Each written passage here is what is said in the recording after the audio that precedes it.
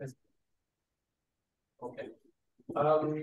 Bonjour à tous et à toutes pour ce séminaire donc, qui aura lieu avec en français et en anglais sur le thème donc, de la créolisation du droit constitutionnel dans la Caraïbe anglophone, la Caraïbe du Commonwealth. Et nous avons donc l'honneur de recevoir aujourd'hui donc événement organisé par le CAGI et dans le cadre du LC2S, avec le CAGI qui est la branche Guadeloupe du laboratoire caribéen de sciences sociales, avec le directeur adjoint qui est ici présent, Fred Reynaud.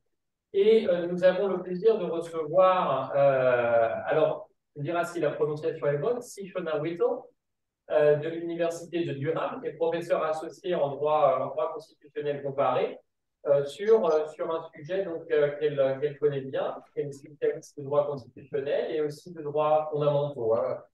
Shona Whittle a étudié à l'Université des West Indies et ensuite a fait la suite de ses études à Oxford, avec notamment une thèse à l'Université d'Oxford. Je vais passer à l'anglais pour être sûr que notre intervenante a bien compris aussi des éléments d'introduction déjà.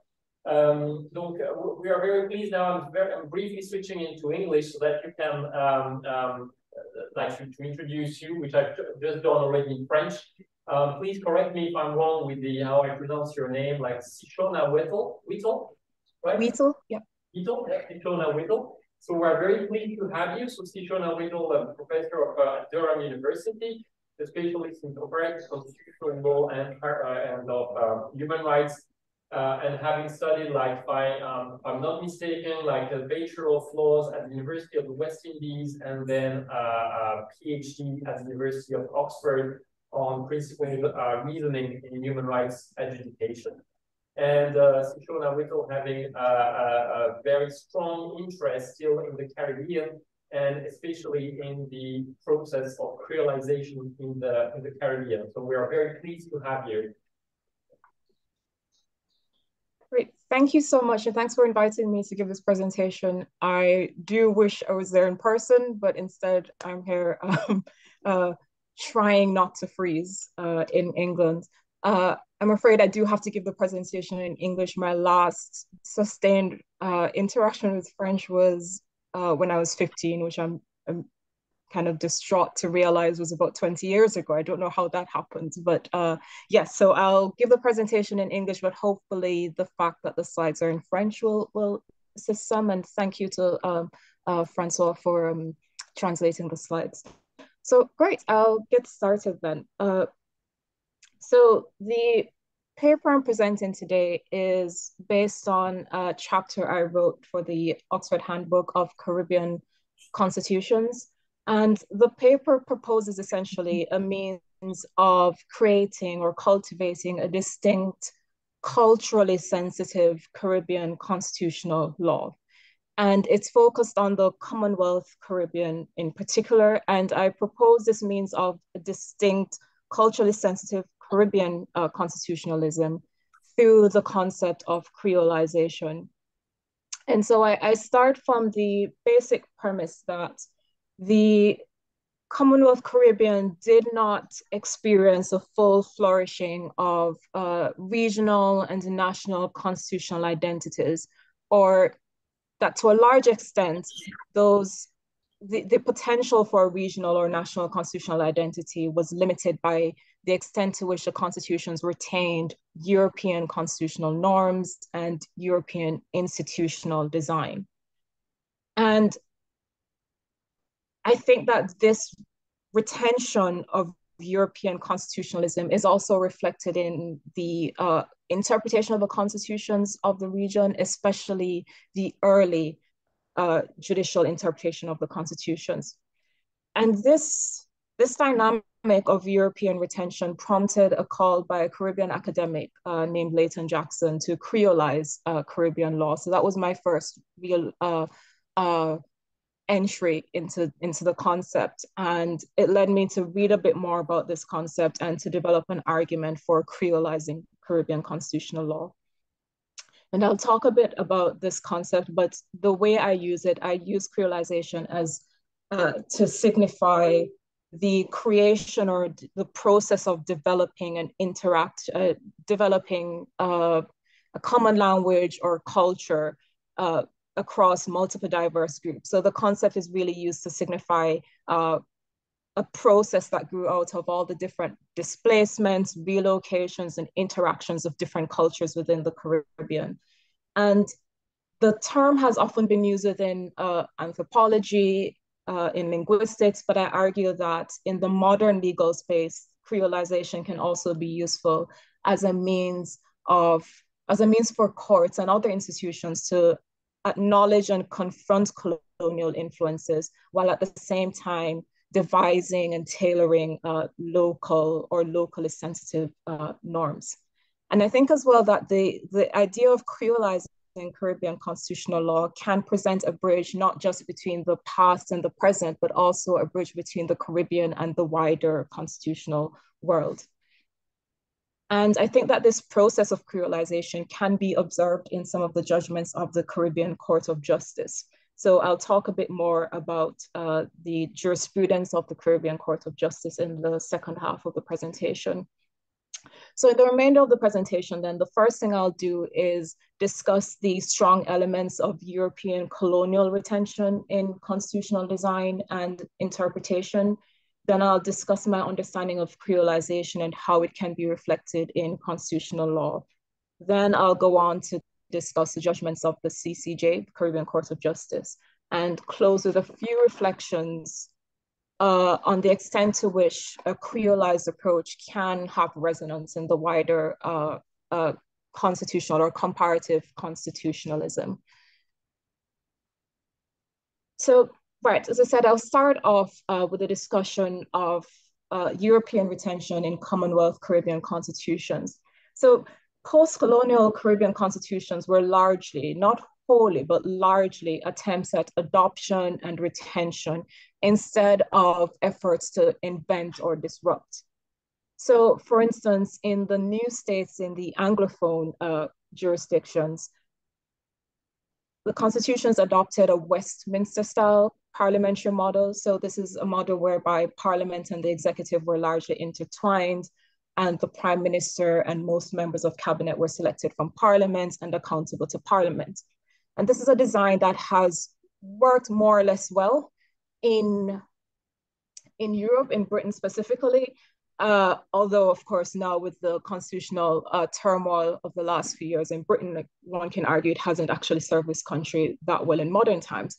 But nonetheless, this is a model that's subsisted for centuries in Britain, and it was simply adopted or continued within the Caribbean region. But there's a strong argument to be made that this parliamentary design was not well suited for the power differentials and power disputes within the newly independent Caribbean states. So a lot of the power cleavages and divisions within the Caribbean broke down along, and still break down to some extent, along class and racial lines. And these were divisions that often originated in the colonial era and persisted from the colonial era. But the problem is that the Westminster institutional model was set up to manage ideological divisions, ideological pluralism and conflict, but not to manage conflict originating from race. And divisions along race and color were very central to political debate and conflict in countries like Trinidad and Tobago, Guyana, and Suriname, where there are tensions between Afro-Caribbean and Indo-Caribbean sections of the population. And these are tensions that are to some extent were still reflected in the divide between the major parties in Trinidad and Tobago, for instance. So the divisions, my point is that the divisions ran along racial lines to a large extent rather than ideological lines. And these sorts of divisions are exacerbated. They're made worse by the Westminster parliamentary system, because that system has a potential for winner takes all election results and for long periods of one party rule and often one leader rule. And that's been an issue in some of the Caribbean states. And a racial division heightens the tension and heightens the risk that results from that winner takes all results and one party rule. So there's a sense in which then the governing party gets enormous power, as one academic has explained. The governing party gets enormous power, and in a situation where there's ethnic conflict, this is seen as a particularly unfair advantage. So essentially then, if constitutional design is viewed as the architecture that's erected to manage political conflict in the state, the design that was adopted in Caribbean states has then failed at the outset because it failed to address the forms of political conflict that were prevalent in the region.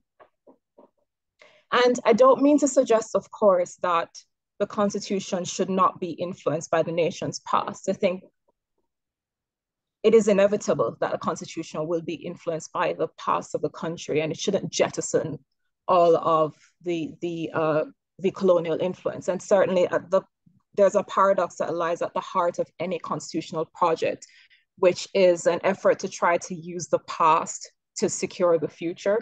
So to some extent, there must be some retention. And I also will acknowledge that the countries of the Caribbean, the Commonwealth Caribbean, did commit to change in some ways, for instance, by adopting entrenched written constitutions. So in that way, they departed from that famous British tradition of maintaining an unwritten constitution. However, the fact is that even in adopting the written constitution, the written constitution in some ways simply adopted and cemented, constitutionalized things that were simply unwritten or unspoken within Britain. And largely, the tension between the past and the future was resolved in favor of the past. It was resolved in favor of proximity to pre-constitutional identity. And I think one thing that's important to recognize as well is that despite that there was a lot of imposition of constitutional design from the European metropole, this affinity for colonial era constitutional identity was actually shared by European and domestic actors. So there were Caribbean constitutional drafters and nationalist leaders who unabashedly defended the decision to retain the frameworks of European rulers. So for instance, Norman Manley, who was a lawyer and political party leader in Jamaica and would become a national hero of Jamaica, he explicitly stated that he makes no apology for the fact that we did not attempt to embark upon any original or novel exercise in constitutional building. So he said, let us not make the mistake of describing as colonial institutions which are part and parcel of the heritage of this country. And this sort of conscious, explicit preference for pre-independence constitutional design would necessarily challenge the emergence of a distinct, a different constitutional identity in the independent Caribbean states. And in speaking of the drafting of the constitutions, I want to draw attention to one specific drafting decision that was to have very lasting and concrete consequences on constitutional identity and on the constitutional community building in the new states. And this is the decision to include in the constitutions savings law clauses. It's a strangely named, it's a strange title, but these clauses are essentially provisions that seek to exempt pre-independence laws from the obligation to respect constitutional rights. And there were two types of such clauses. The first of these were called special savings law clauses, and they protected punishments that existed before independence. So they would provide that any pre-existing punishment cannot be held to be inconsistent with the constitutional prohibition of inhuman and degrading punishment. So for instance, this would include the death penalty. The general savings law clauses have a wider impact, a wider remit, because they shield all pre-independence laws from being held inconsistent with the constitutional rights provisions. So, and the general savings law clauses are a feature of the earliest independence constitutions in the region. So for instance, Jamaica, Barbados, Bahamas, and Trinidad and Tobago constitutions included these clauses. So essentially, we've got a situation where a constitution is promulgated. It declares itself to be the supreme law. It includes within it constitutional rights provisions that are to be enforced by the court. But there's a carve out essentially for laws that existed prior to independence, right? And so I think that these clauses embed a very colonialist mindset within the Constitution. And the impact of these laws is particularly demonstrable in respect of laws that criminalize particular categories of offenses. So laws criminalizing sexual relationships between men, laws that prohibit cross-dressing, and laws preserving the death penalty. So one constitutional commentator, Margaret Burnham, she argues that they have produced this bizarre result whereby independent states are still tethered to colonial laws that have already been discarded as being unjust by the colonial power itself. And like I said, these clauses, for instance, they help to preserve the death penalty. And so in the Privy Council, the Judicial Committee of the Privy Council, which is the final appellate court for most of the Commonwealth Caribbean, it has sought to narrow the application of the death penalty or ameliorate the death penalty in several cases. So, for instance, the Privy Council has held that a prisoner cannot be executed if they have a pending application before an international human rights body. So that's one way in which the Privy Council has sought to soften the application of the death penalty. The problem is, despite all of this narrowing jurisprudence, the savings clauses have limited the Privy Council's ability to constrain the death penalty.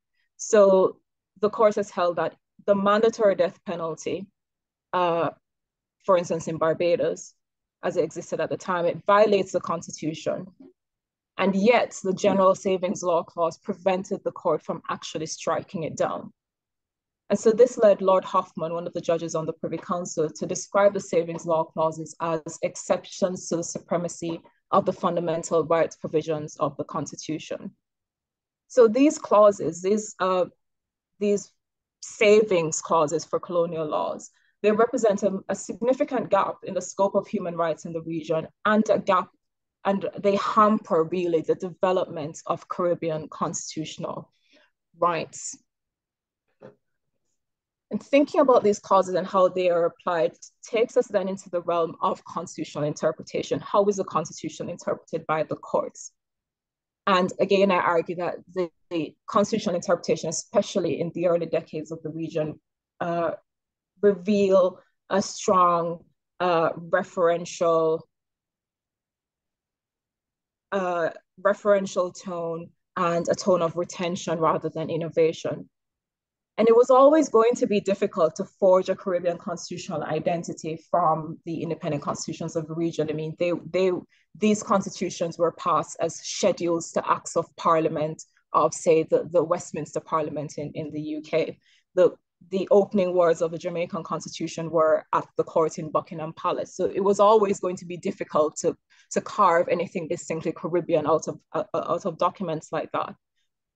And even the innovation of including bills of rights within these constitutions were seen as a means of adoption. So an early writer on the Caribbean constitutions described or characterized the constitutional rights chapters as attempts to state well-recognized principles that were developed at common law. And he stated his expectation that resort will be had to English authorities on these matters.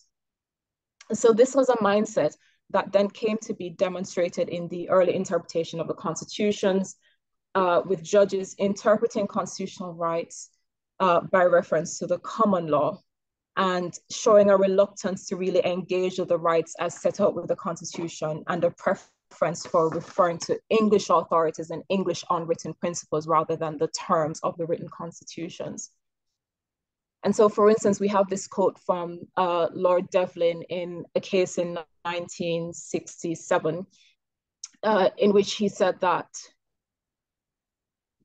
this constitutional rights chapter proceeds upon the presumption that the fundamental rights which it covers are already secured to the people of Jamaica by existing laws. So in his view, then, the laws that were already in force are not to be subjected to scrutiny in order to see whether they conform to the precise terms of the protective provisions. So these constitutional rights were in order to protect people from the independent governments, the new independent states, because the colonial laws were all fine. They're all completely constitutional because they were colonial laws formed out of the British common law system. And that case was from the 1960s, sure, but as late as 1996, the Privy Council stated that the rights in question, the rights within the Constitution, are rights which were enjoyed at common law before the Constitution came into force. And so that led the court to decide that there was no constitutional right to trial within a reasonable time in Trinidad and Tobago, simply because this was not a right that was enjoyed at common law. And this was as late as 1996. Now, over time, the courts found their way towards, they drifted away from this rather restrictive approach to constitutional rights. So in a case in 2004, the Privy Council rejected this argument of Lord Devlin by recognizing that it couldn't have been contemplated that human rights in Jamaica were supposed to be frozen at the time of independence. So there was some rejection of this early approach. And yet, constitutional interpretation in the region still maintains very extensive references to British law, a lot of reliance on common law concepts, even in interpreting the written constitution, and still maintains appeal to traditions that are rooted in colonialism. And so that's all a backdrop to say that my motivation then is in thinking about how we move beyond this.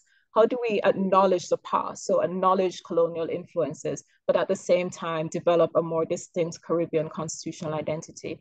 And that's where I think creolization can be useful. And so what do we speak of when we speak of creolization? I should say, what do I speak of? Because creolization is, of course, it's a very contested concept. It means different things to different people and means different things in different fields. But creolization, I think at its core, it speaks to the intermixture of people in new locales.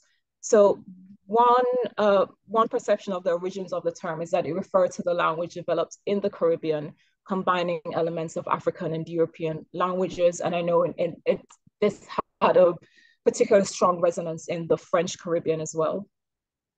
And so creolization has been used to describe the ways in which different peoples, including enslaved Africans and European colonizers, developed a means of communicating. Originally, it was a means of communicating that facilitated interactions between the diverse groups.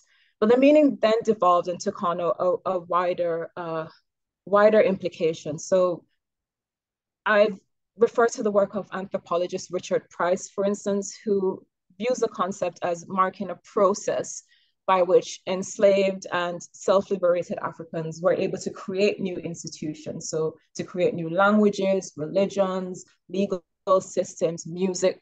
They were able to create new institutions out of their experience of being transplanted to a new locale. So it described the ways in which these people who were displaced drew on their knowledge and memories of their homeland to create new institutions that they could call their own and then pass on to their children, who would then continue to evolve on these new institutions, structures, and cultures. And so in a sense, then creolization can be viewed as an empowering act, an empowering process, a process that enables survival and celebration of creativity. So as the concept evolved in anthropology, it came to encapsulate not just the idea of the mixing of people and cultures, but also the creation of communities and the creation of identities and cultures. And it is the creative aspect of creolization in particular that I seek to call on, because it embodies a creativity that is distinctive, I think, to the Caribbean area and to the processes and interactions that emerge within the Caribbean. And one thing I think that is useful about the concept as well is that in celebrating or valuing intermixture and transculturation, I think it has the potential to reject the idea that European culture is necessarily superior. And so that's in a nutshell how I conceive of the concept. Now, creolization does have its critics, and we can probably discuss that more within the question and answer section. So one criticism that's been made is that it has been viewed as exclusionary because it spoke mostly to African and European populations mixing, and it did not encapsulate or refer to Caribbean people of Asian descent. However, I would argue that over time, the concept has developed and grown beyond its limited origins. And so it now encompasses and includes all the diverse communities within the region who interact with each other. There's also a concern that creolization ignores differences, that it celebrates different mixture rather to such an extent that it papers over crucial differences. But I actually think that part of the strength of creolization as a process is that it champions difference. It respects difference and it respects a right to be different, which is crucial, I think, in constitutional rights. So, as I said, I want to focus mostly on the creative aspect of creolization, the idea that it allows us to create imaginaries, as Glissant said, to create imaginaries from what currently exists. And so I think this kind of creativity can take root not just in linguistic expression or in cultural expression, but also in legal expression. So I think creolization can supply some of the invention, the innovation, and creativity that was missing at the birth or the creation of our constitutions in the Commonwealth Caribbean. So creolization, then, I think one thing I've been thinking about as well is that the idea of creolization, I think, can be distinguished from simply localizing constitutional law or indigenizing constitutional law, partly because I think it isn't value neutral. And what I mean by that is that local values are not to be preferred simply because they are local, but rather, as I said, creolization should require respect for difference and respect for complex identities. And so this is the way that it can facilitate respect for diverse communities within the local jurisdiction. And I make that point because part of the concern expressed in some quarters about making Caribbean constitutional law more Caribbean is there's a concern that there's a very normative way or limited way of being Caribbean. And that this means that there's certain groups within the Caribbean, marginalized communities, that will not be respected in the same way as the majority. And so I think it's important to think about how any concept of Caribbeanizing constitutional law can also respect different communities within the Caribbean. So what does it mean then to creolize constitutional law? I think that a creolizing constitutional law would involve at least 3 features. So one of those would be recognizing and responding to diverse cultural identities. Secondly, it must involve reckoning with the nation's past, including past injustices. And third, as I said, it must harness creativity in delivering constitutional justice. And I think that this is what the jurisprudence of the Caribbean Court of Justice has partly been engaged in. So I think these features are represented in the CCJ's judgments. So the Caribbean Court of Justice was, as some of you know, established to replace the Judicial Committee of the Privy Council as a final appellate tribunal for Commonwealth Caribbean jurisdictions.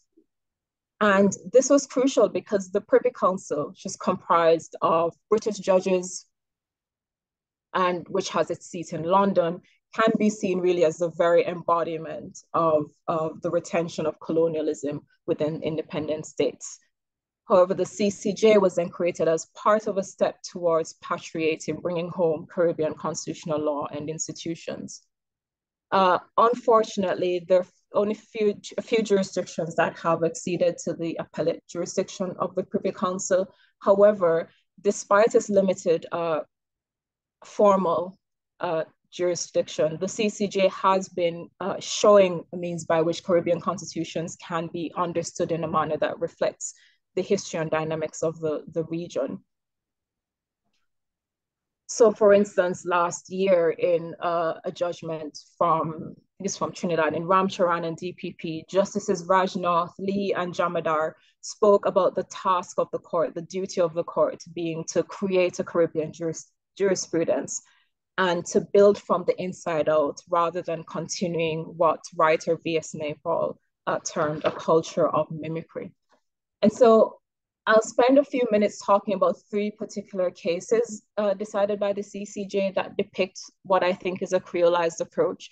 So these cases showed a mixture of local and external influences, reckoning with the past, and engaging in creative interpretation to deliver justice for marginalized peoples. So the first case I'll speak briefly about is the Maya Leaders Alliance case, which arose out of a claim by indigenous Mayan communities who argued that the government of Belize had violated their rights to customary land.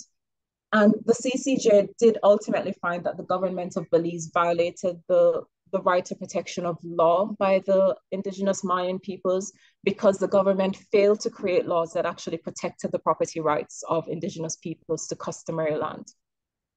And this was crucial because the court was therefore implicitly rejecting the Eurocentric idea of land ownership because the Europeans would not recognize the fact that indigenous peoples actually owned the lands that they occupied. And in crafting a remedy for breach of protection of the law, the court spoke to the evils of colonialism and the oppression of the Mayans as indigenous people, and referred to the need to provide redress for centuries of oppression that were endured by the Maya people since the arrival of the European colonizers.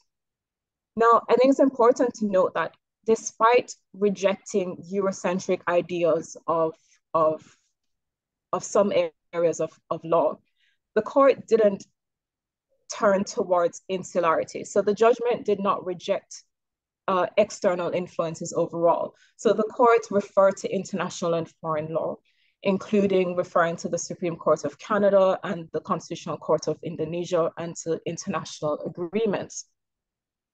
And so I think this is useful because it shows a means by which a court can develop a Caribbean constitutional approach while at the same time being influenced by or sensitive to international human rights norms. So the judges explained that they will refer to international jurisprudence, but that international jurisprudence has to be mediated through the traditions and constitutional arrangements that the court is sworn to uphold. If we look then at the McEwen case, which was an appeal from Guyana, that judgment also represents a critical examination of the colonial past and a cultivation of Caribbean constitutionalism. And this case, McEwen, arose from a challenge to laws that criminalize cross-dressing for an improper purpose. And the court held that the law violated the rights to equality and non-discrimination, and that the reference to improper purpose within the law was so vague that it actually undermined the constitutional principle of the rule of law.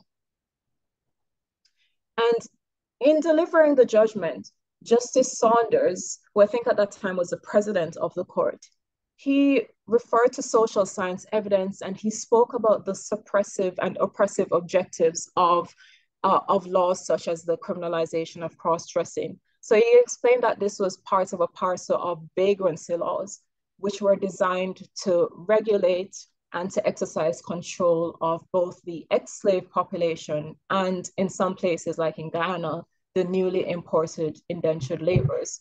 So the judgment is there engaging with the actual purpose and the context of some of these laws, colonial era laws that have been brought before the courts. And in the course of giving the decision, the court also referred to the continuing oppressive implications and exclusionary implications of laws such as the one that was challenged before the courts. Now, perhaps I think the most transformative confrontation, though, between the colonial past and an emerging Caribbean constitutionalism has arisen in the CCJ's approach to the savings law clauses that I referred to before. And this was made very vivid in the case of Nervais and the Queen, which is an appeal from Barbados. So the Nervais case concerned the mandatory death penalty in Barbados. And like I said, the Privy Council had struggled to narrow or eliminate the death penalty in the Caribbean because of the savings law clauses. But the CCJ was able to find that the mandatory death penalty, the pre-independence mandatory death penalty, was unconstitutional. The court was able to strike it down despite the fact that it was a pre-independence law. And the court made this decision on the ground that the mandatory death penalty violated the guarantee of protection of the law in Section 11 of the Constitution. So that is Section 11 of the Constitution of Barbados is set out there. Now, the weird thing is that Section 11 is an introductory section to the Bill of Rights in Barbados. And Section 11 had basically been viewed as a sort of preamble to the Bill of Rights. So Section 11 is the introduction, and then sections 12 to 23 set out the specific detailed rights of the Constitution. And the court had to confront the fact as well that there's a savings law clause that's set out in Section 26 of the Constitution. And that savings law clause prohibits declarations or findings of inconsistency of pre-independence laws. So what the court did was that it relied on Section 11 because it came to the conclusion that Section 26, the savings law clause, only forbid declarations of inconsistency with sections 12 to 23. So in the view of the court, it was free to apply Section 11 to pre-independence laws. So it's a lot of, it's a lot of detail, but it's to get at the point that the court was able to find a way around the savings law clause and also to transform the view or the interpretation of this section, Section 11, from being simply just a preamble into being a section that can be applied and enforced by the courts. Because before this decision, that section, Section 11, was simply viewed as an introduction that could not be enforceable on its own. So there we see the court devising creative, innovative interpretations in a way that could challenge and ultimately lead to the invalidation of pre-independence laws.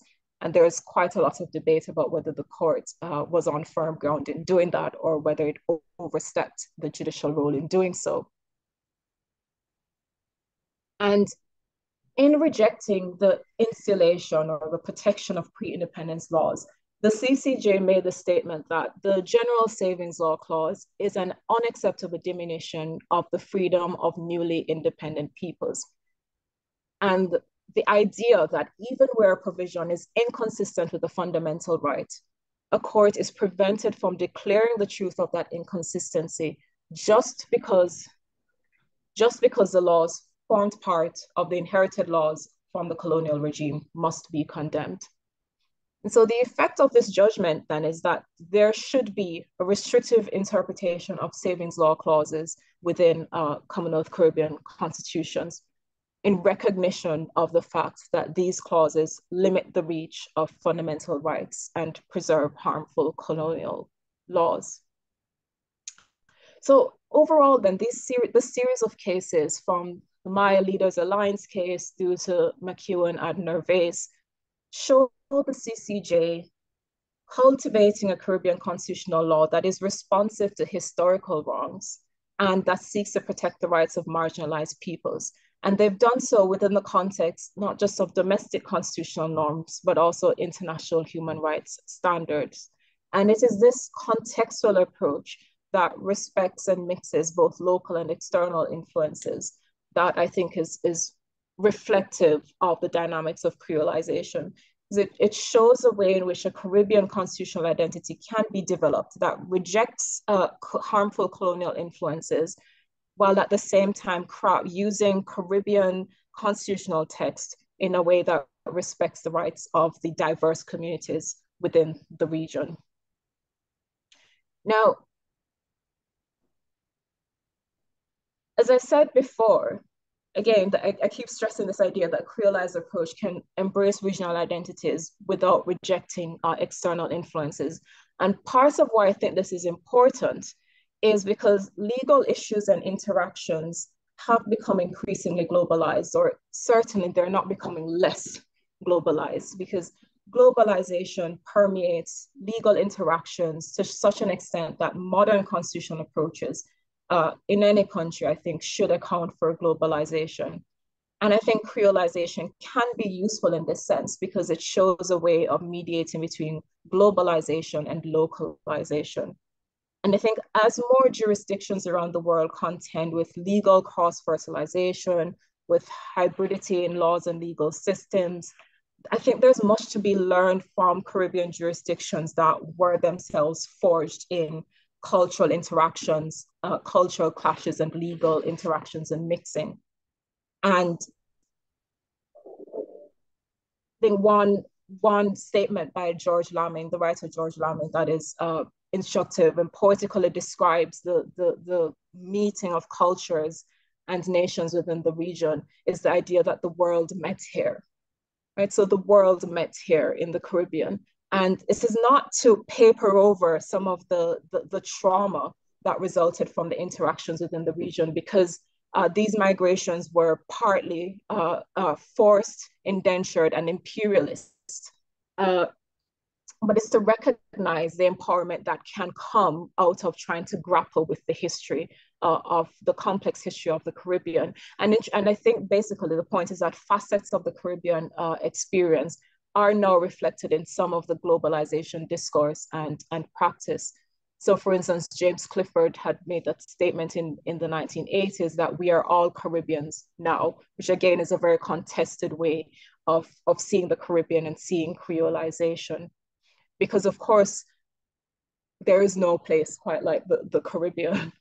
And of course, caution must be exercised in trying to apply the Caribbean experience to other locales. But I think that there are themes of mixture, of creation, of formulation of identities that can resonate in other jurisdictions. Right, so essentially then I'll wrap up there by saying that, again, I think that concept of creolization is a means of harnessing the creative potential in Caribbean constitutionalism. And the Caribbean Court of Justice is showing a means by which the court can not only decolonize Caribbean constitutional identity, but it can do so while remaining creative and remaining consistent with the values of the wider constitutional world. So I'll stop there. I hope that wasn't too boring.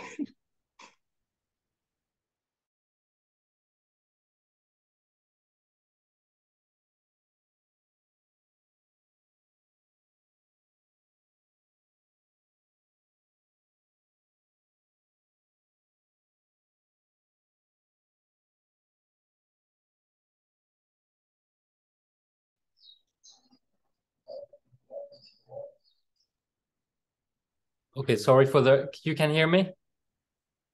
Yeah, it's just that the other side, we cannot hear you anymore.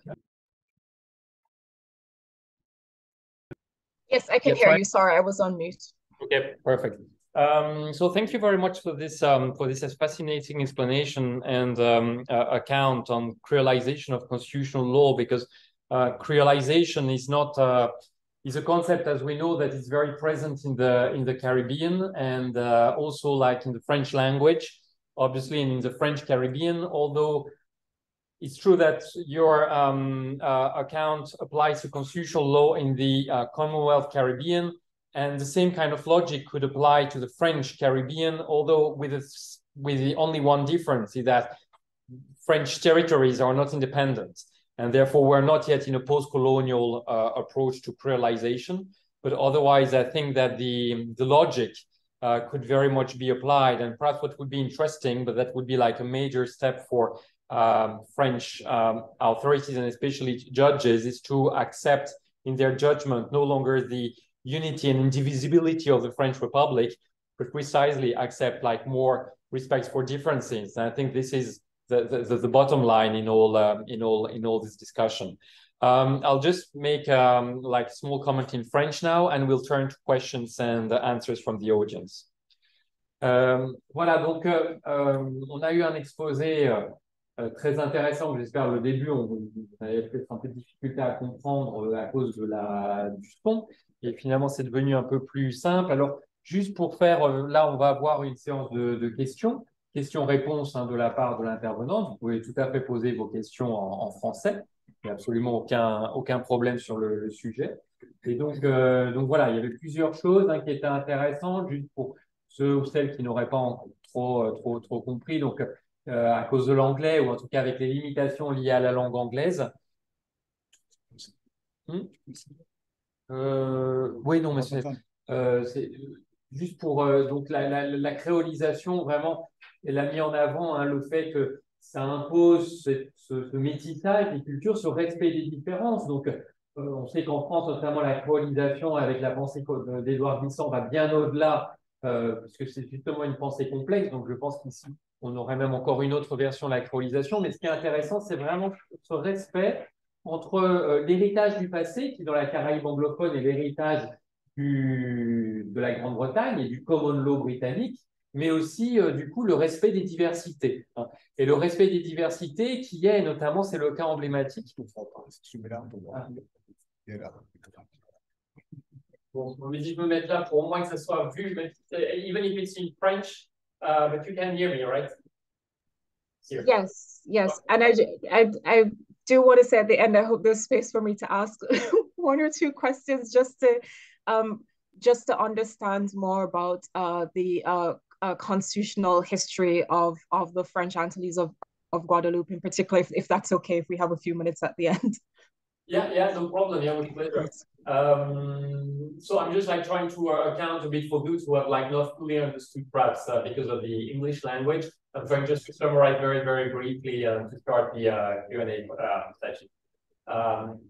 Donc oui, il y a ce phénomène de créolisation et ce qui est intéressant dans ce qui nous a été dit, c'est qu'on a ces jurisprudences sur notamment le droit de propriété des Mayas et sur la peine de mort aussi. On sait que la peine de mort dans la Caraïbe n'est pas acquise encore partout. Et c'est vrai que c'est un acquis, la peine de mort, européen maintenant. Et donc la question, c'est dans quelle mesure finalement aussi la peine de mort pourrait être encore reconnue dans certains espaces caribéens sur le fondement de la créolisation, qui imposerait le respect finalement des différences contre une pensée européenne, eurocentrée, qui, elle, viendrait à remettre en cause cette peine de mort. Donc voilà, il y a plusieurs choses ici sur le concept de créolisation appliqué au droit constitutionnel dans le contexte de la Caraïbe, toujours avec cette tension avec héritage que les États indépendants de la Caraïbe anglophone ont reçu de la part de l'ancien colonisateur, et en même temps le développement d'une identité propre qui inclurait certaines spécificités et certaines références propres. Donc, est-ce que vous avez des questions? Alors, attendez, on va voir qui a des questions déjà. Savoir le nombre de personnes qui auraient une question. Ensuite, on va répondre dans un certain ordre. Il y a aussi des questions sur le Zoom. If there are any questions on the Zoom. Comment c'est dans la salle, après on va Okay. Can you think about it? Une question vivante. Alors, nous avons... Oui. Après, j'interviendrai. Faites-le en français.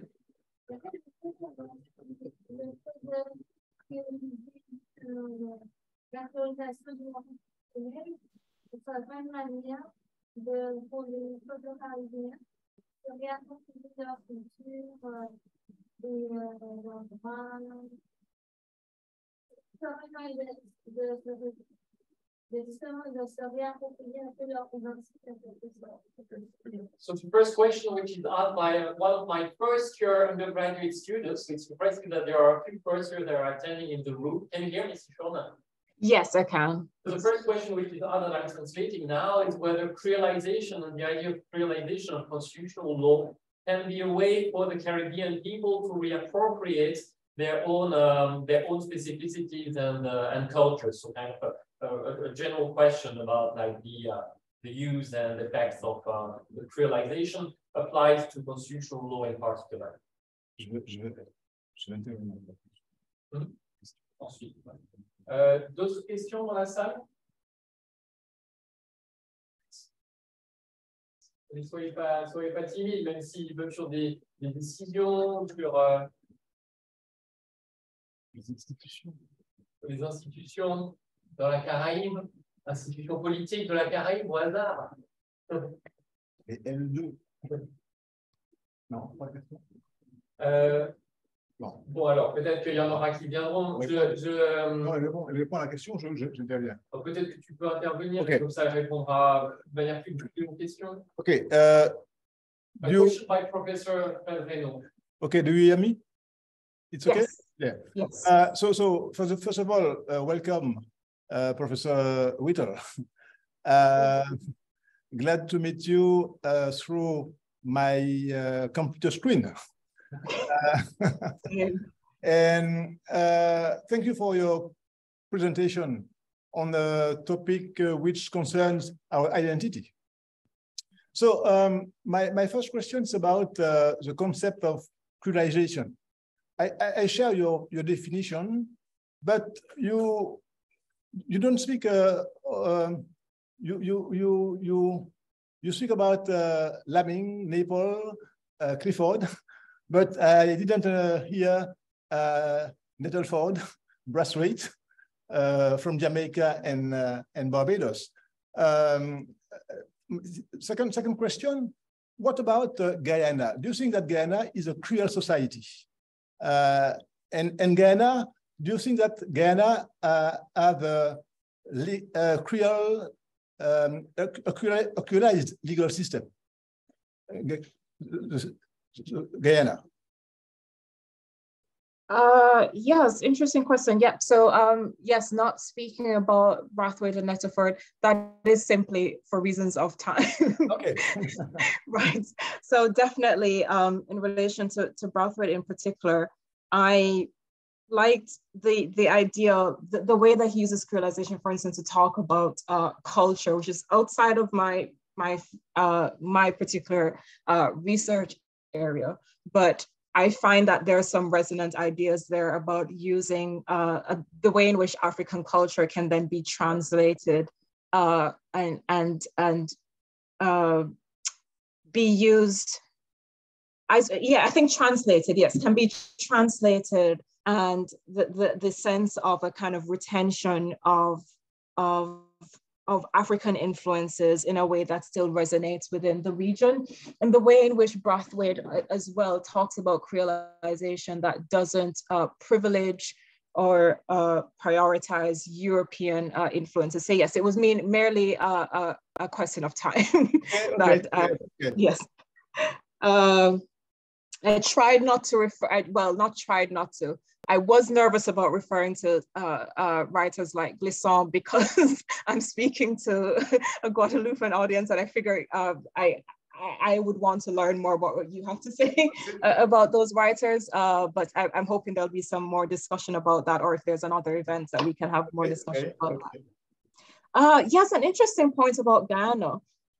Guyana is one of the few countries that did engage in more creativity in constitutionalism. So Jamaica, for instance, very much heavy on European retention. Ghana was more inventive in terms of removing the Queen as a head of state, for instance, and definitely the culture, I think, would lend itself more to the idea of creolization. But of course, some of the issues that the extent to which Guyana retained European influences, I think, did hamper its development and did hamper its ability to create a cohesive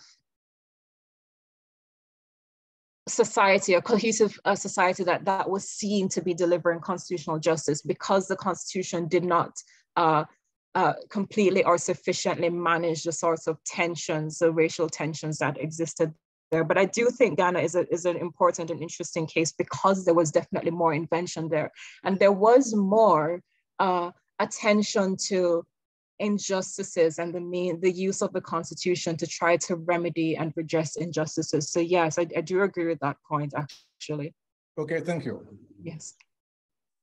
What about the first question?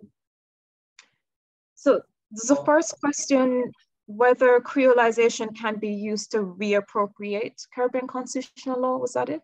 Yeah, monsieur, former student.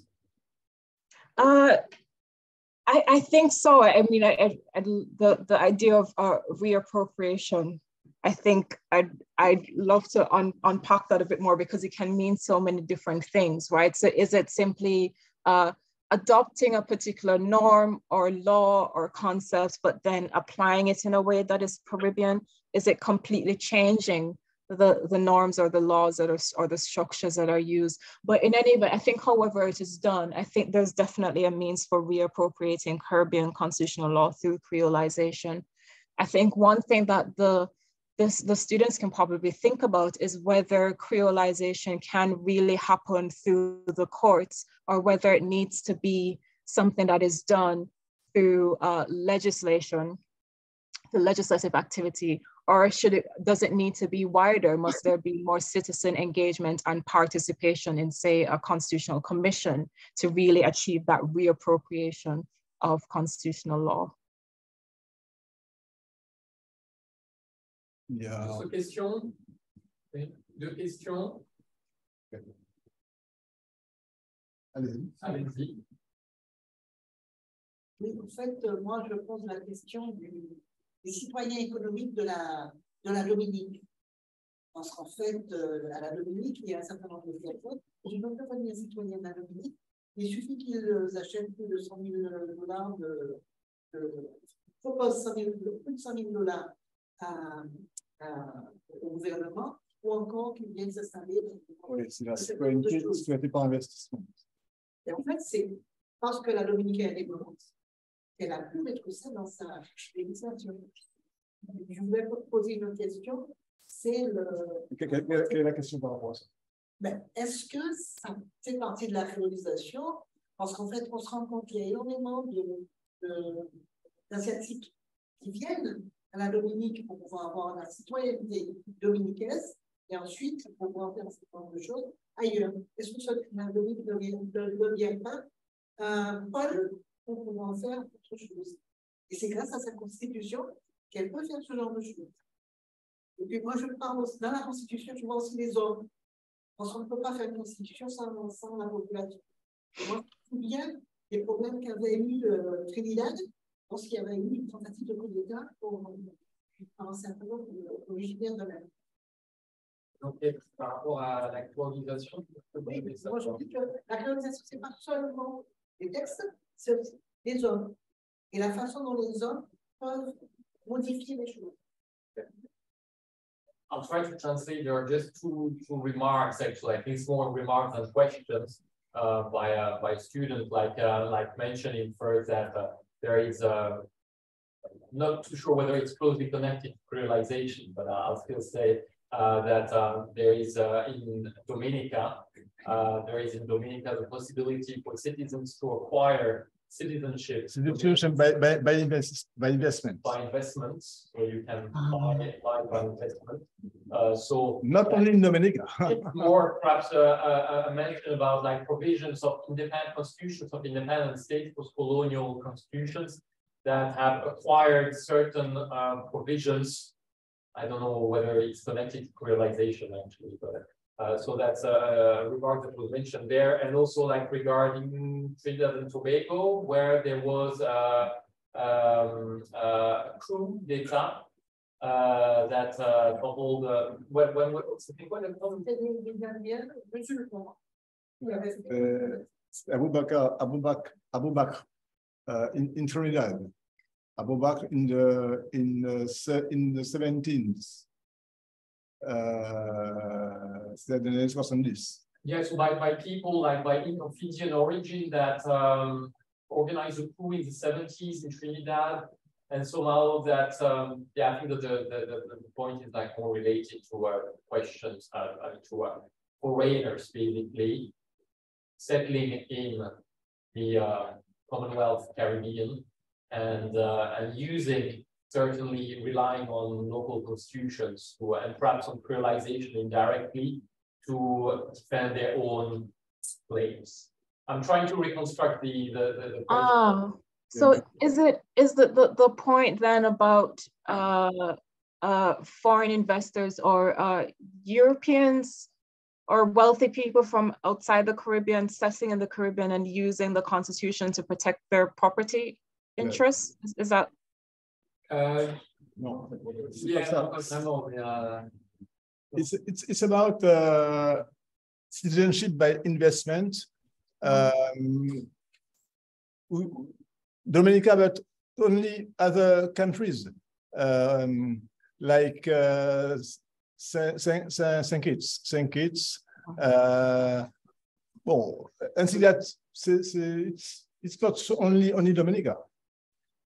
But perhaps, I mean, because the idea of creolization is not only about, it's about the people that are here already, but about newcomers and a new world being created in the Caribbean. And perhaps it's like those foreigners that settled, that have recently settled, not necessarily wealthy ones, that have recently settled in the Caribbean and would like, and are relying on the Constitution for their own benefit. But I think it's how the constitutions have been devised as well, and it's like the citizenship by investment. Yeah, it's. Yeah. La deuxième question, second question. En fait, je me demandais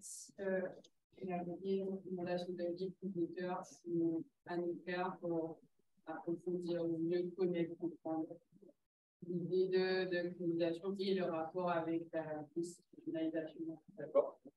Then the second question is that if you have some literature, some books to recommend to students on the concept of creolization and the concept of creolization of constitutional law. I'll immediately refer to your Oxford handbook in French. In the same. Déjà, il y a Chamoiseau a co-dirigé un ouvrage qui s'appelle Oxford Handbook on Caribbean Constitutions. Donc le handbook, c'est manuel, disons, d'Oxford, sur Oxford Université Press, sur les constitutions de la Caraïbe. Donc, il y a des choses là-dessus, avec pas mal d'articles sur les différentes constitutions de la Caraïbe. Ça, c'est au moins sur les constitutions de la Caraïbe. In the same idea, what do you think about the work of Simeon McIntosh?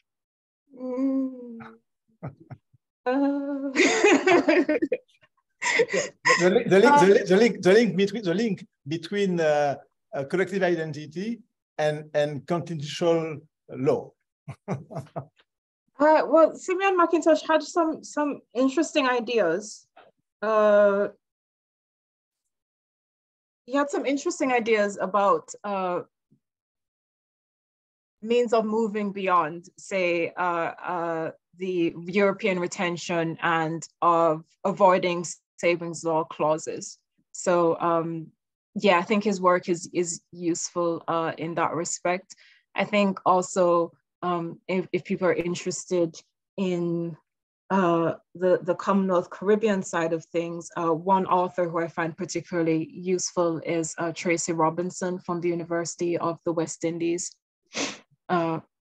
who's written extensively on approaches to interpretation in the Commonwealth Caribbean and on gender and the Constitution, for instance. So of course, the remarks on gender would particularly be useful, I think, across the different areas of the Caribbean, even beyond the Anglophone Caribbean. D'autres questions? Il y a une question. I'll have a question afterwards as well. But there is a question on the Zoom. And so that, il y a une question. Alors, peut-être, on va d'abord peut-être donner la parole dans la salle. Et then we'll take the question on the Zoom second, and then I'll have a question. Oui.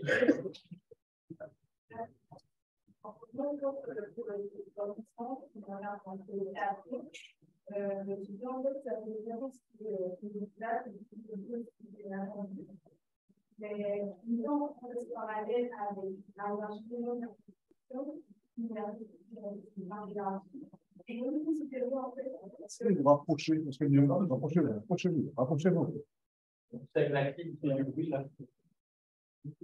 De la place.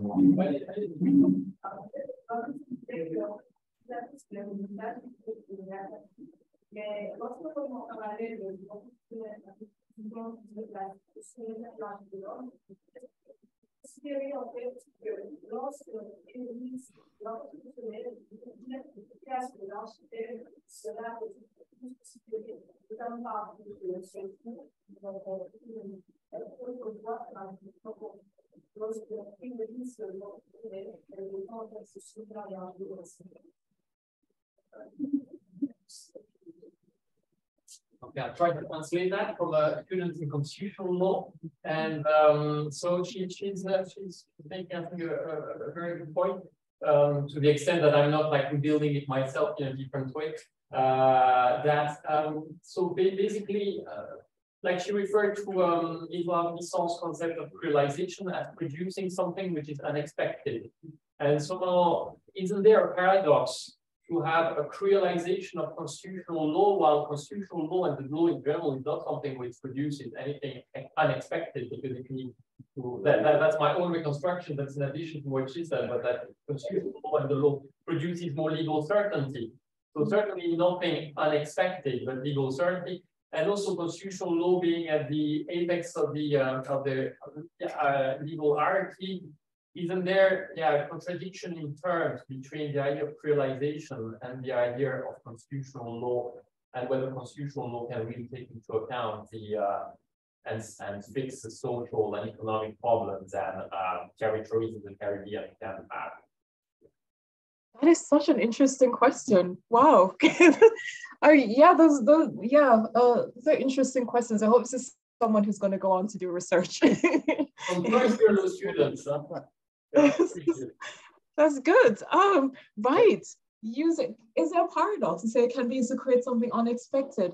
I suppose if you take a conservative view of what constitutional interpretation is supposed to do, because yes, the Constitution is decided, it's set in stone, it's meant to endure for decades, if not centuries, but the interpretation of a constitution can evolve over time.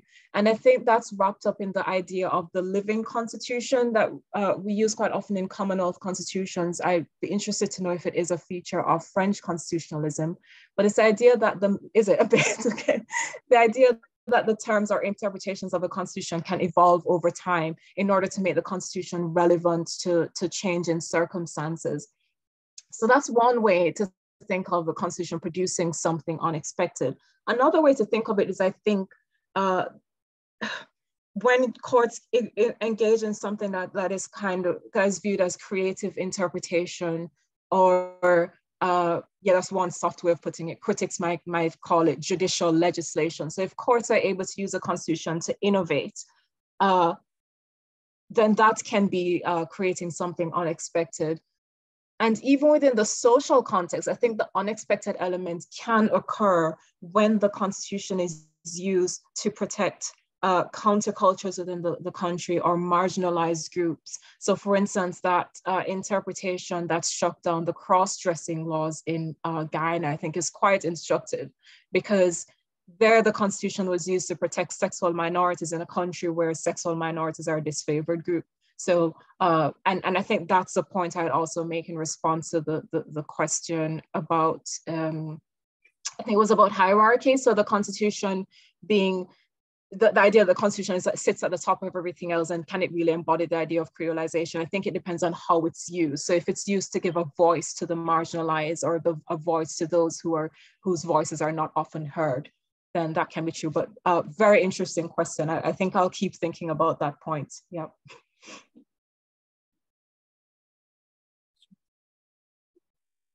Une autre question ici dans la salle? Let me tell you, did all the former British colonies comprise the legislative model, or are there an exception in the Caribbean? I didn't hear that very clearly, I'm sorry. I repeat, did all the former British colonies comprise the English model, legislative model, or are there any exceptions in the Caribbean? C'est quoi le début de la question en fait? Alors, did all the former British colonies, est-ce que les anciennes colonies anglaises, oui, elles appliquent la peine de mort, ils ont copié le modèle d'Amérique complètement concernant la peine de mort? Do all former British colonies still have? Do all former British colonies in the Caribbean still apply the penalty? Or, yeah, actually, because you mentioned like that from the Caribbean Court of Justice, so which I understood well, does not apply the penalty, but for those who recognize the appellate jurisdiction of the Caribbean Court of Justice. But what about these anyway, and what about the others? Yeah, well, the elder, so it's on the books for most of the jurisdictions, but honestly, the death penalty has not been carried out since I think the 80s, possibly the 90s, but I think from the 80s because of the judgments from the Privy Council, recently the judgments from the Caribbean Court of Justice, but also because of all the appeals that take place. Because I suppose the starting point is that there was a decision by the Privy Council that said that if an accused was on death row for roughly about 5 years, then it would be cruel and unusual for the penalty to be applied after that 5-year period. So that meant that by the time all the appeals and challenges to the sentence were carried out, the 5-year period had expired. So death penalty isn't really carried out in the Caribbean anymore. Yeah, I really can't think of any case within the past 20 or so years where it has been carried out, but it's just still on the books. It's still on the books. It's still on the books, yeah. Encore une question. La clause de sauvegarde générale, en cas de gérer une diminution inacceptable des libertés des peuples nouvellement indépendants. Est-ce qu'elle pourrait nous dire concrètement quel type de liberté?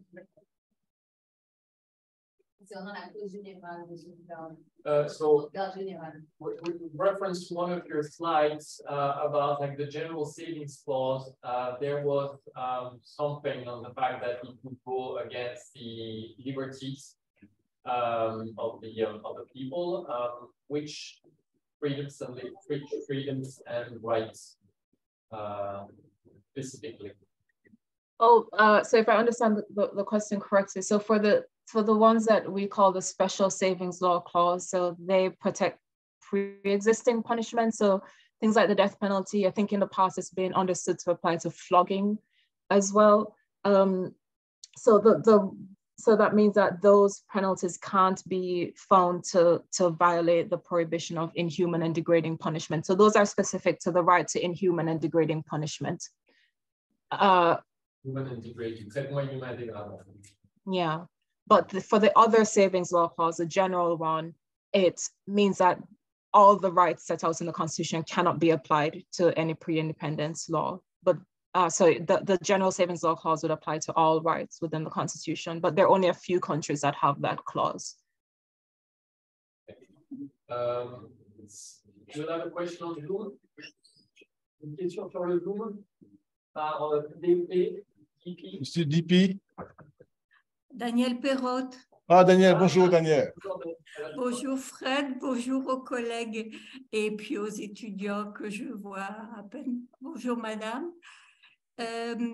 J'ai peut-être mal compris, puisque Fred sait que mon anglais est très faible. Sur votre diapositive, il était question de création de communautés et d'identité. Et je voulais savoir si vous compreniez cela comme communauté nationale, étatique, ou bien infra-étatique, ou bien identité caribéenne. C'était ma première question sur un point particulier de votre intervention. J'en ai une autre plus large. Je ne sais pas s'il convient. Posez les deux, ouais. I will just translate. Je vais juste traduire la première. Voilà.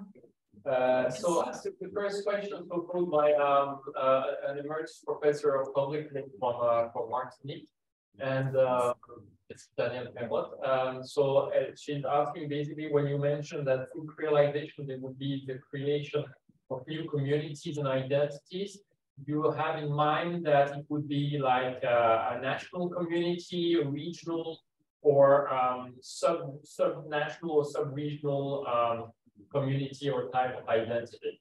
So the first question, and there is a second one coming. Oui, on vous écoute pour la deuxième question. Oui, la deuxième question concernerait la Cour de justice de la Caraïbe à propos de laquelle j'ai travaillé il y a à peu près 12-15 ans. Je me suis occupée davantage de la compétence communautaire en tant que juge de la communauté CARICOM.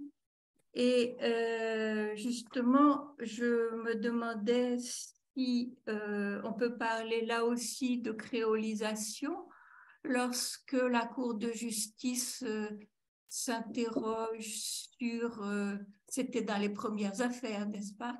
Je laisse de côté la question de la peine de mort dont il a été question tout à l'heure. Elle examine, par exemple, à propos des dommages-intérêts punitifs, s'il conviendrait de faire comme la Cour internationale de justice, comme la Cour suprême des États-Unis, comme la Cour interaméricaine ou comme la Cour de Luxembourg. Et justement, il me semble qu'il y a certaines choses qui sont d'un côté extrêmement étranges, sinon exotiques pour des juristes de tradition française, comme lorsque la Cour donne des quasi-injonctions au secrétaire général de la CARICOM. Mais il y a aussi une volonté de, comment dire, de créer quelque chose de particulier qui n'est ni ce qu'on trouve à la Cour de Luxembourg, par exemple, bien sûr, à cause du statut de la Cour, qui peut admettre qu'un particulier, qu'une entreprise attaque le manquement d'un État, ce qui n'existe pas dans le droit communautaire ou de l'Union européenne.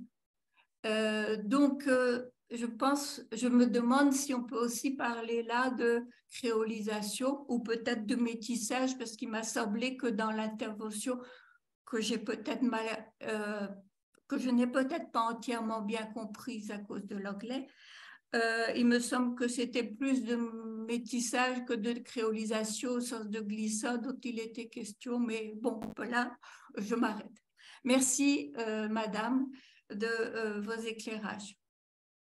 So that's on the second question. The second question regards specifically the Court of Justice of the CARICOM, but in its, if I understood correctly, in its original jurisdiction, and when it's issued judgments regarding punitive damages against states, and whether there is, whether it should not take, whether there is a specific case law unique to that court in issuing damages, or whether they should take into account also the case law of the European Court of Justice of the European Union, the Inter-American Court of Human Rights, and all that. So it's a very specific question on the official jurisdiction of the CARICOM court, and whether it has also experienced some kind of creolization or blending of cultures in its case law on damages. Right, yeah, so very specific. Yeah, I don't know enough about the court's approach to damages in its original jurisdiction. Most of my research is on the appellate jurisdiction. And in terms of its general approach to looking at foreign law, like I said, it is receptive to foreign law, but in cases delivered last year and the year before, so in 2021 and 2022, the court has mentioned that Caribbean judges should be looking first towards Caribbean guidelines. So for instance, in relation to sentencing guidelines, there was a warning that the judges should at first be concerned with guidelines and precedent from the Caribbean before looking to foreign jurisdictions. But that's in a very specific context as well of sentencing. I don't know in relation to damages. With respect to the first question, in terms of identities, I'd say, yeah, all of the above. I think I mostly think in terms of national and regional identities, but I think it would also refer to creating subnational identities as well. So, yeah. I have myself a question. Also, like on because you gave the example of the Maya property. And in fact, the Maya property, and it seems that the Caribbean Court of Justice has not retained a European approach to a Eurocentric approach to property by recognizing more rights of property to the Maya people.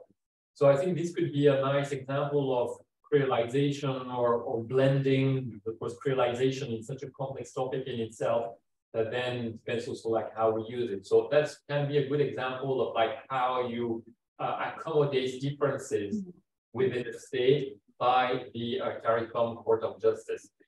But I was just wondering about the other example, death penalty. and the Nervais case. And that kind correctly like accepted the abolition of the penalty on Barbados, right? And then on those states that recognize the appellate jurisdiction of the Caribbean. Is it really an example of creolization? Because cannot we say just that the abolition of death penalty, it's universal, it's true, but it's very European, it's very Western approach to a certain fundamental rights. So is it really an instance of creolization, or is it actually an instance of the local Caribbean judges taking on the court, accepting this, what comes from Europe? Sure, yes, I think that's an entirely fair question. I think what I would say is that it is a creolization one because the court recognized that the laws on death penalty, and in that case it was a mandatory death penalty as well, that in itself is a colonial era law. So it's a law that was retained from the colonial era. And secondly, the fact that in rejecting the shielding of that law by the General Savings Law Clause, the court was essentially rebuffing this approach that assumed that any law from the colonial era was automatically just or consistent with rights. And I think finally, in the court's approach to the evidence that it used, because it's a fair point that it's a fair point to question whether the court is simply just adopting European approaches to rights or European interpretations of rights guarantees. But in the court's approach to evidence, it takes into account statements by the local government. It takes into account social science evidence from Caribbean scholars. And it also looks at courts like the South African Constitutional Court. So that's one of the things that I've been impressed with the Caribbean Court of Justice is that it casts a wider net by looking at courts from the global south that tend to be ignored by comparative scholars, or that tend to be ignored by courts that look at foreign law. So that's one thing. And yeah, I don't mean to suggest that the court is perfect in all it does. I think in the Maya rights case, for instance, it could have gone further in protecting the rights of the Mayan peoples. But yeah, I think one of the ways in which the court shows creolization is by its approach to the evidence it takes into account. It's something I've been thinking about a bit more since I wrote this paper, but I don't write that much on the courts, the different courts' approaches to the evidence it takes into account. But I think it's an interesting line of research, really, to look at how the courts arrives at its decisions in terms of what it considers to be useful evidence in making its judgments. But thank you for that. D'autres questions? Okay. Last question. Vous sentez? Non, mais faites-le en français, c'est grave. Parce que comme on arrive à au bout du...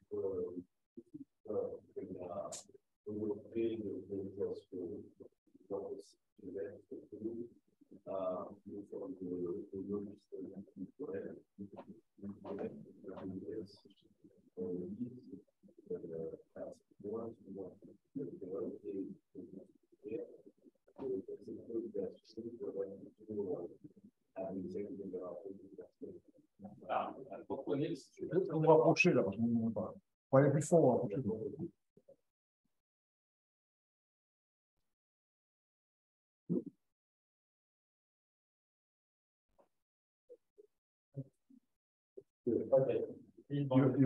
You speak English? You can. Do we have to clear that the will of realization of the constitutional right will have to face, let's say, cultural evolution that force the youth, the young generation. Sorry, could you just raise your voice a little bit? I'm very sorry. We have to clear that the will of the constitutional realization of the constitutional right will have to fade in the evolution of the demography of the culture that forces the youth to speak, learn, and practice less Creole, and that gives me another question. Does this creolization applies only for an older generation that do speak Creole more frequently? All right, so it's fascinating because those are some of the similar questions I think have come up in Jamaica in a different context, of course, because I know Creole is not the same as Patois. But if I understand the question correctly, it's the idea that the use of the Creole language has kind of been drummed out of younger generations. Is that the idea? Yeah. So I think there are interesting questions there about approaches to or respect for homegrown languages or homegrown cultures. Of course, yeah, so that refers to the use of Creole as referring to the specific language that grew out of interactions, where I guess I'm using the idea of creolization more as an ongoing process of interactions. Yeah. Okay, merci. I think you had a question, just like you wanted to ask yourself a question, like finish. No? On constitutional history of France, did you mention that earlier? No? Are you asking me? Sorry. Yes. Yes, sorry about that. Sorry, it's because you to close the session. I mean, I promise that you could like ask. Yes. Yeah, I suppose it was just me thinking about the comments I made about the retention, European retention being shared, or the goal of European retention being shared by local as well as European leaders. I wanted to know if it was a similar thing for Guadeloupe and like for the French Antilles or French Caribbean. Is there a desire or a belief in both Europe as well as in the Caribbean that there should be more retention, or that there should be more indivisibility?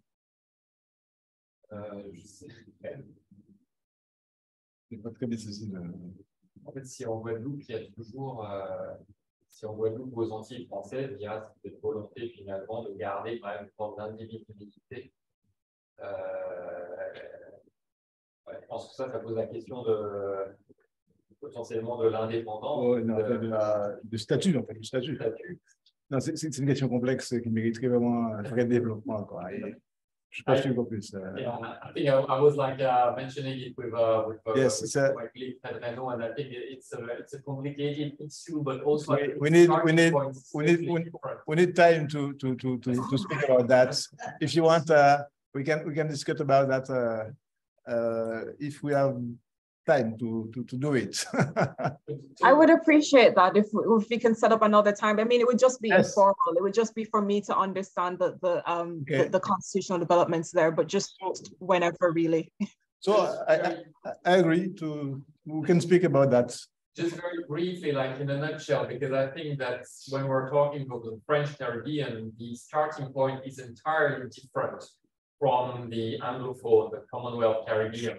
Because in the Commonwealth Caribbean, we're talking about like post-colonial era of independent states.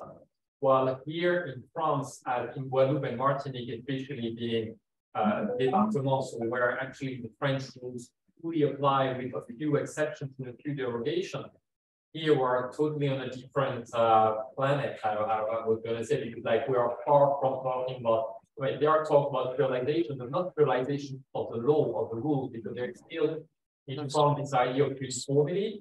And it's already hard for the French state to accept that local territories, including in the mainland, would have like its own competencies, responsibility to be part from the uniformist law in France. And so, of course, here in the Caribbean and in the overseas territory, there's more and more discussion about like devolution, a bit more devolution to these territories. But I mean, still, that's far from talking about independence. So that's why I'm mentioning the starting points, because they are so different that here, yes, of course, there is idea of like taking into account more differences, diversity, but we are far from any talk about, okay, it's an independent state, are we still a bit like under the colonial heritage? So I think here the discussion is much more upstream. Thank you very much. Thank you very much. Thank you very much, Shona, for this, for participating, for taking up your time, especially lunchtime there in the UK, to be with us here in Guadeloupe. And we hope that we can perhaps welcome you one day in person, or perhaps a broader conference on the creolization, because it's a topic that, of course, interests not only, I mean, the law, but more the arts and political science and literature, etc., and anthropology. And that would be a fascinating topic where we'd be delighted to have you over. And on a more personal note, pass on also my greetings to Robert Schütz and Eleni fans when you get the chance to see them. Thank you very much. Merci. Thank you very much for inviting me, and thanks for the questions and discussion. Merci beaucoup. Thank you. Bye. Bye.